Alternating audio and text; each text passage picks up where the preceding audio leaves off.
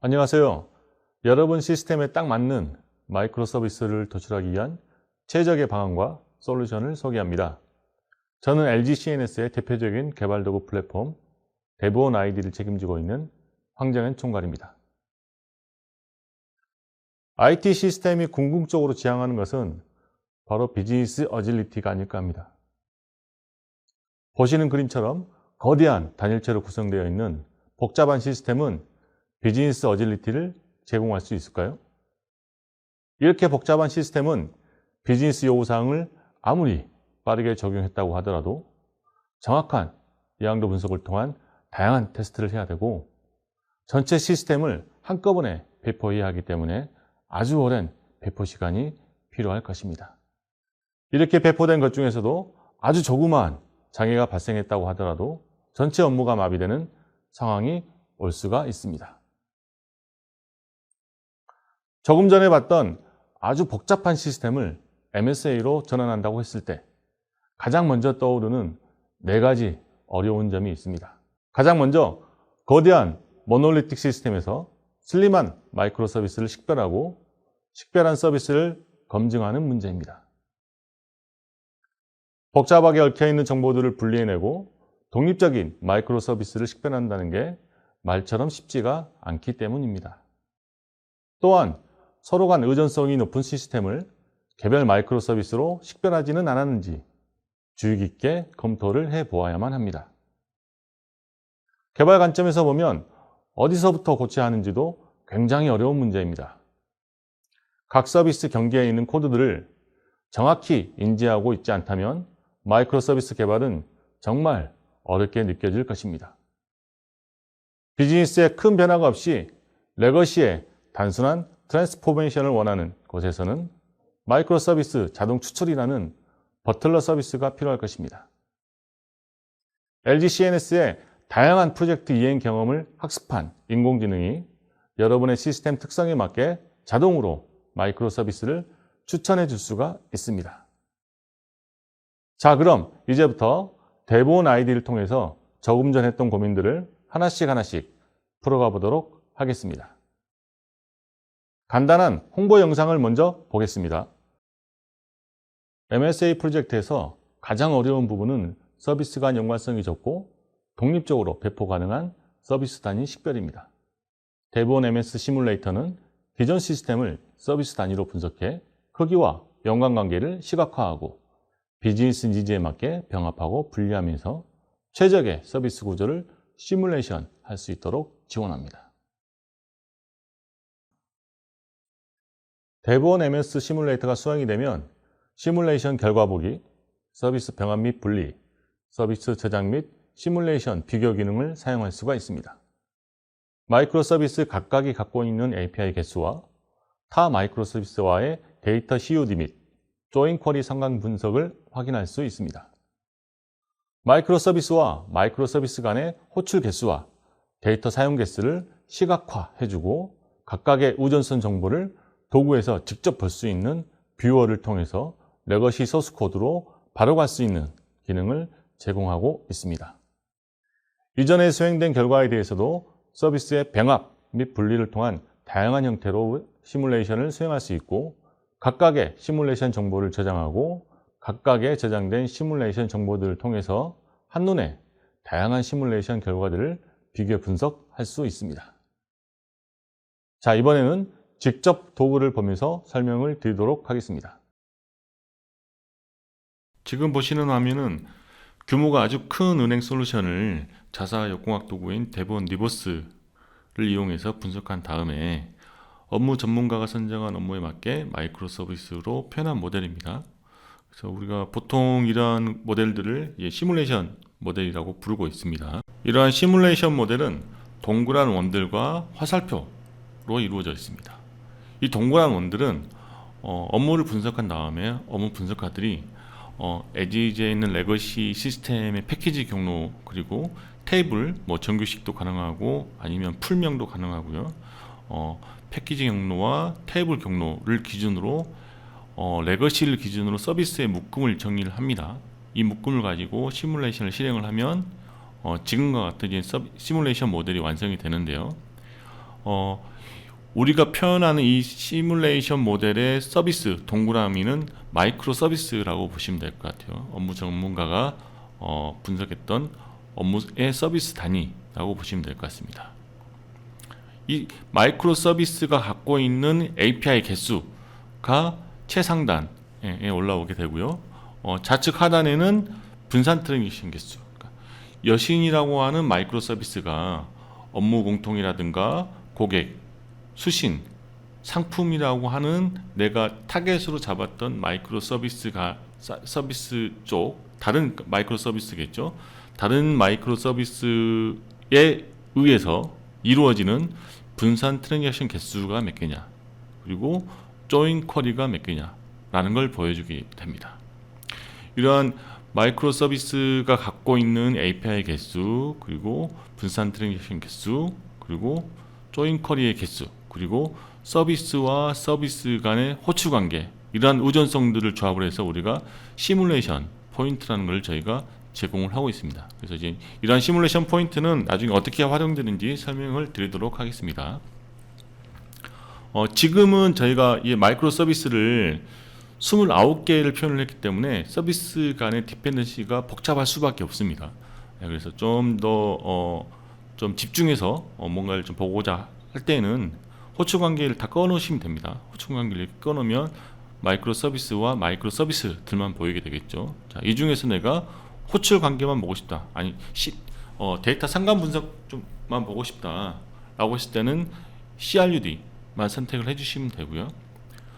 선에 나와 있는 색깔의 그 농도가 짙어지면 짙어질수록 서비스와 서비스 간의 호출하는, 직접 호출하는 CRUD의 개수가 더 많아진다, 이렇게 생각을 하시면 될 것 같고, 그리고 그 선의 굵기도 점점 더 커지게 설계되어 있습니다.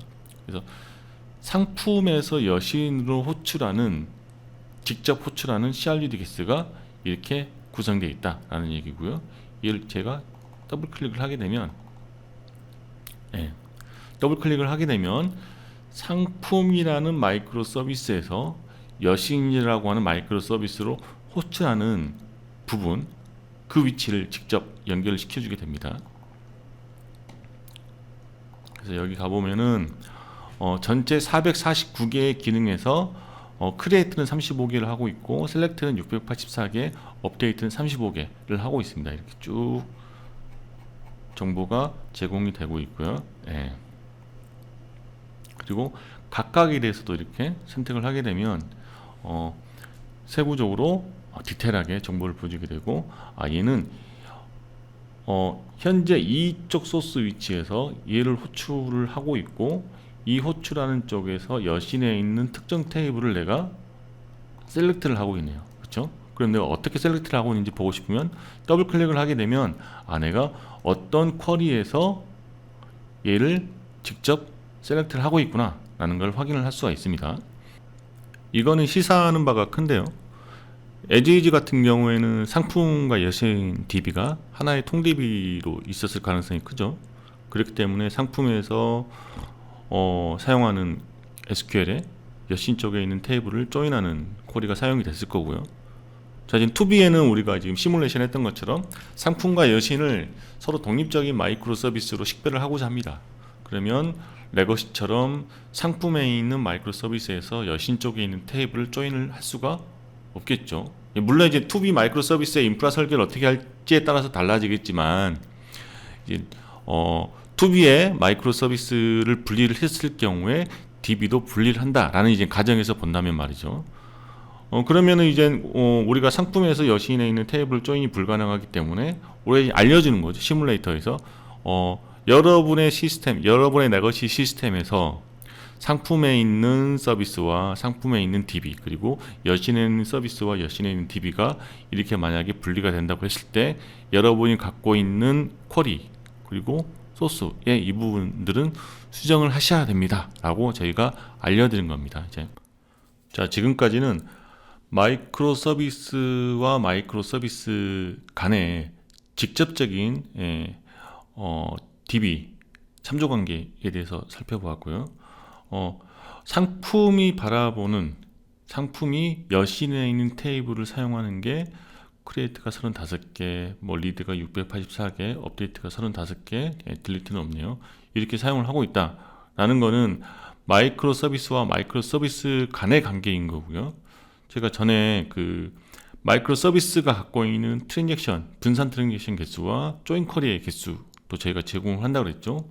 상품에 나와 있는 조인 쿼리를 한번 열어보면 상품이 갖고 있는 조인 쿼리는 상품이 특정 마이크로 서비스를 바라보는 게 아니라 이제 상품이 최종 내가 확정이 됐으면 혹시라도 상품에서 다른 쪽에 있는 테이블을 내가 조회를 하고 있는 게 있으면 걔네들 다 바꿔야 될 거잖아요. 자, 그 입장에서 보는 겁니다. 자, 거기서 보면 자, 뭐 한 세 번째, 네 번째 한번 봐볼까요? 네.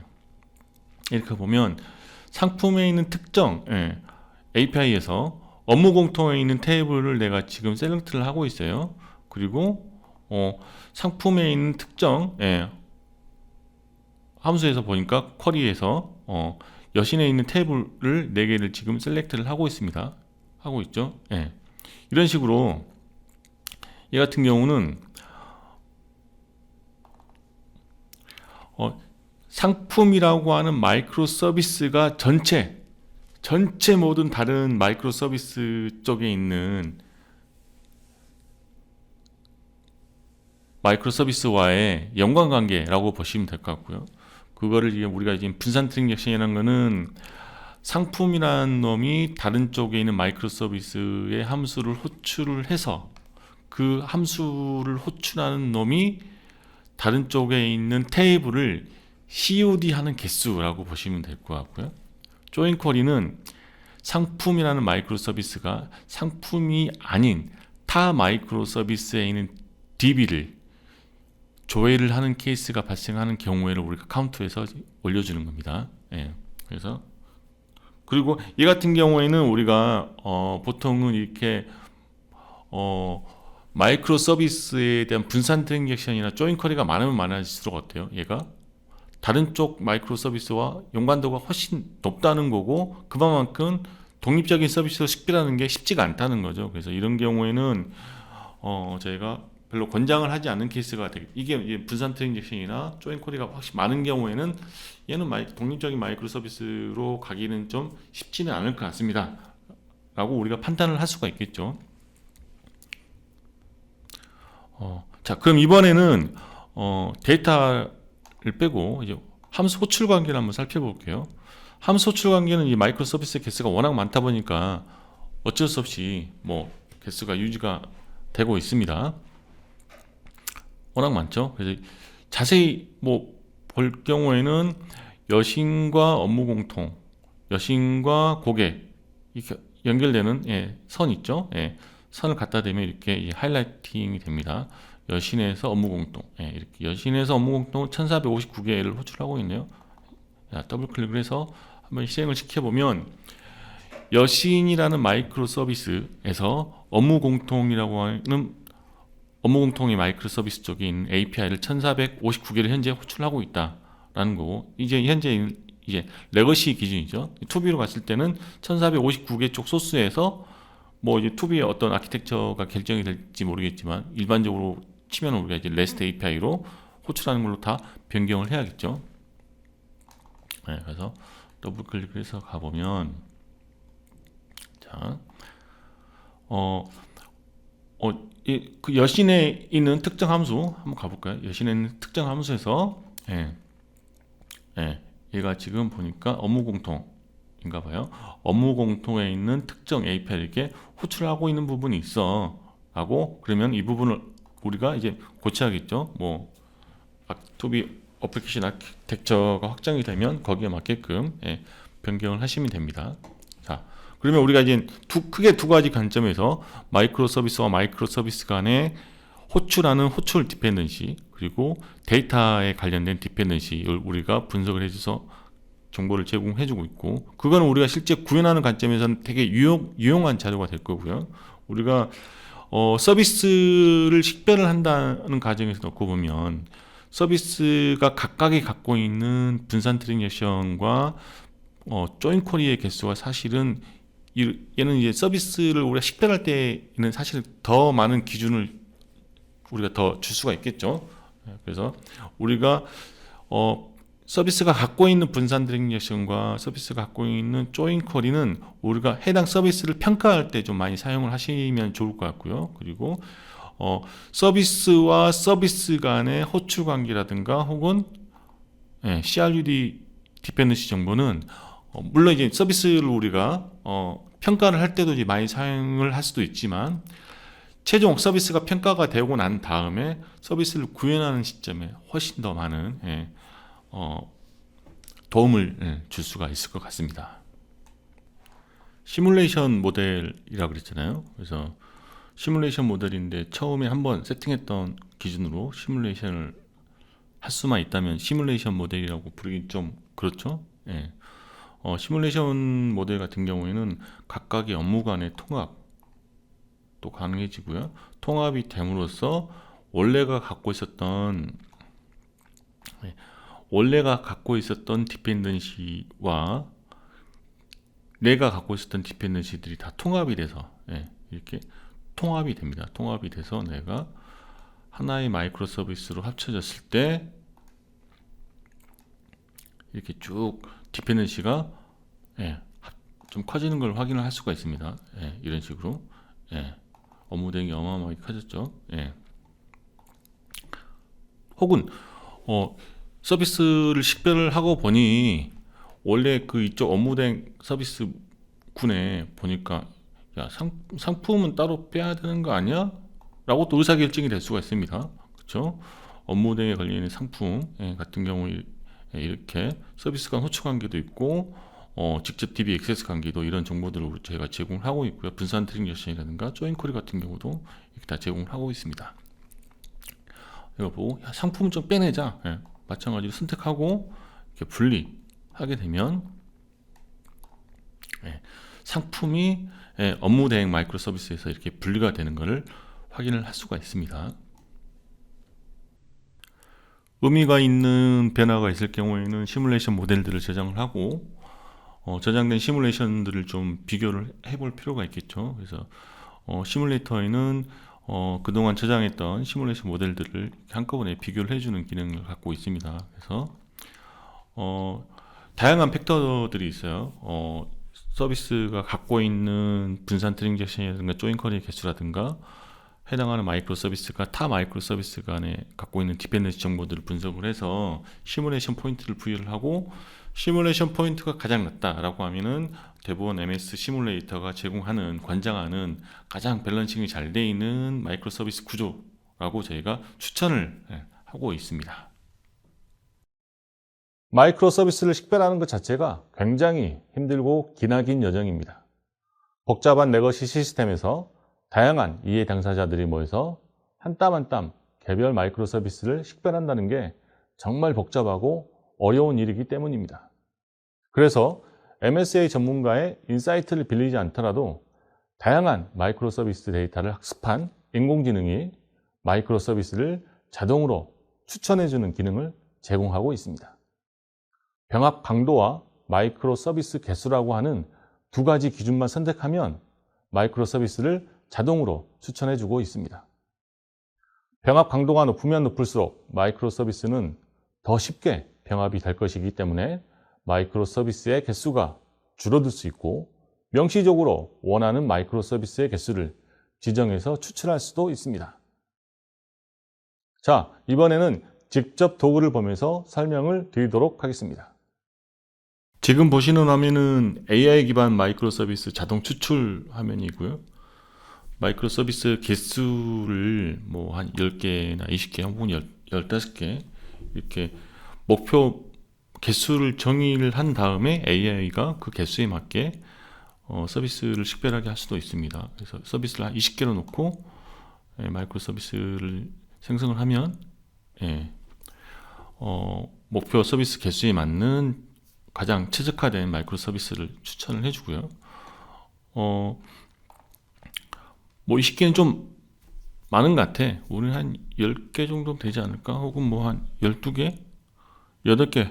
자, 8개 정도면 될 것 같아. 이렇게 추천을 하게 되면 목표 개수에 맞는 마이크로 서비스를 이렇게 추천을 해주게 됩니다. 마이크로 서비스 간의 디펜던시가 매우 밀접한 경우에는 마이크로 서비스를 통합을 시켜주고, 마이크로 서비스 간의 관계가 좀 떨어지는 경우에는 마이크로 서비스를 통합하지 않고 유지를 시켜주는 형태를 기준으로 해서 가장 그 밸런스가 잘 맞는 마이크로 서비스를 추천을 해주는 거고요. 그 다음에는 병합 강도. 사실은 마이크로 개수나 병합 강도나 비슷비슷합니다. 사용하는 입장에서 따라서는. 그래서 다양한 형태로 이제 내가 시뮬레이션을 해볼 수 있게 제공을 하는 거고요. 병합 강도는 0부터 이제 100까지가 있어요. 100이면은 무조건 하나로 합쳐지는 거예요. 그러니까 조금이라도 나랑 비슷한 게 있어요. 무조건 합쳐지는 거죠. 그 성질을 내가 놓고 봤을 때는 보통 한 20에서 80 정도로 놓고 보면 가장 베스트하고요.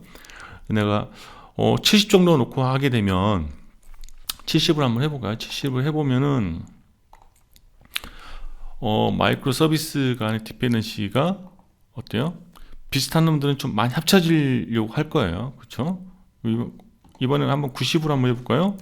90으로 해놓고 보면 마이크로 서비스가 좀 더 줄어들었죠. 그러면 한 20 정도로 한번 해볼까요? 20은 마이크로 서비스가 병합될 강도가 좀 낮다는 얘기죠. 그러면은 아주 밀접하지 않는 이상은 마이크로 서비스가 병합되지 않고 유지가 된다. 그러면 마이크로 서비스의 개수가 훨씬 이렇게 많아질 가능성이 높겠죠. 그래서 이렇게 뭐 병합 강도라든가 혹은 마이크로 서비스의 목표 개수를 기준으로 자동 추출되는 거를 그 시뮬레이션 해보시고 다양한 입력값들을 테스트를 하다 보면 여러분에게 가장 잘 어울리는 결과를 찾아낼 수 있을 것입니다.